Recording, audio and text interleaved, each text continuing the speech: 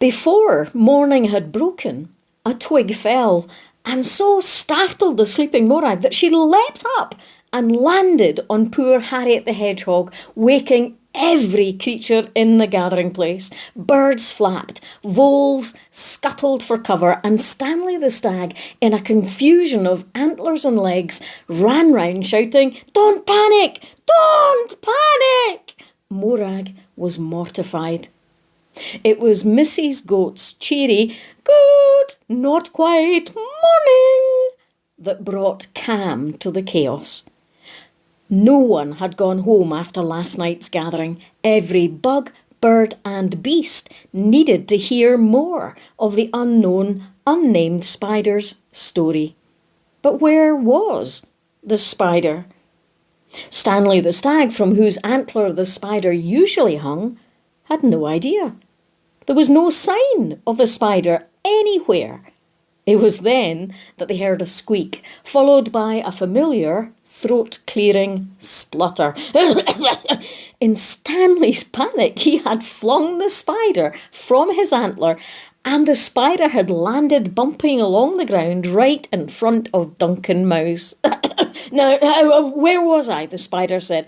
Ah, yes, the animals in the stable settled down, keeping a watchful eye on the human couple. Delia the donkey was the first to sense that something was happening. The boy was blissfully unaware, to begin with, at least, and then even he realised the baby was on his way. The spider chuckled. I remember him not knowing what to do first. Should he get water from the trough, or find more blankets? Should he mop her brow, or should he sing her a song to distract her? The girl, however, was so calm. Morag felt both so proud of the young human and so scared for her too. She was so young. Her mum wasn't there. What if things went wrong or were difficult? And had the spider just said it again? I remember. Morag was confused. Looking directly at the hare, the spider spoke again. I remember, he said. I remember Delia and two of the cows lying down protectively around the girl, and the two young humans being reassured by the animals' warmth and company.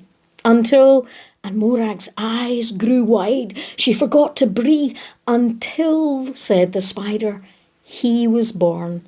A tiny, squawking, living bundle of joy, and the wild woods filled with cheers. All the creatures jumped and whooped and whistled. When the spider was eventually able to continue, he told them the boy hugged the girl who hugged the baby.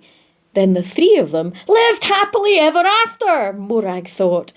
Fell asleep, said the spider, laughing, utterly exhausted.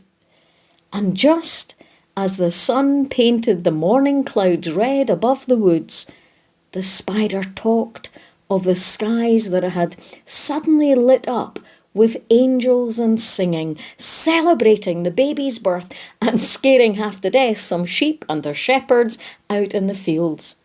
Morag thought, how wonderfully far-fetched. The spider, hearing Morag's thoughts, smiled and spoke of how the shepherds then left everything to visit the stable. Yuck, thought Morag. The baby's first visitors are grotty, sweaty human beings. Nice. And she scowled. The spider, with his hairy, hearing ears, knew what Morag was thinking. This, said the spider, was the long-awaited one. A baby born to be king of working creatures and royals. And he sniffed and wound himself up into Stanley the Stag's antler. Morag sat still, head down, then realised she was alone. Everyone had gone. Breakfast called.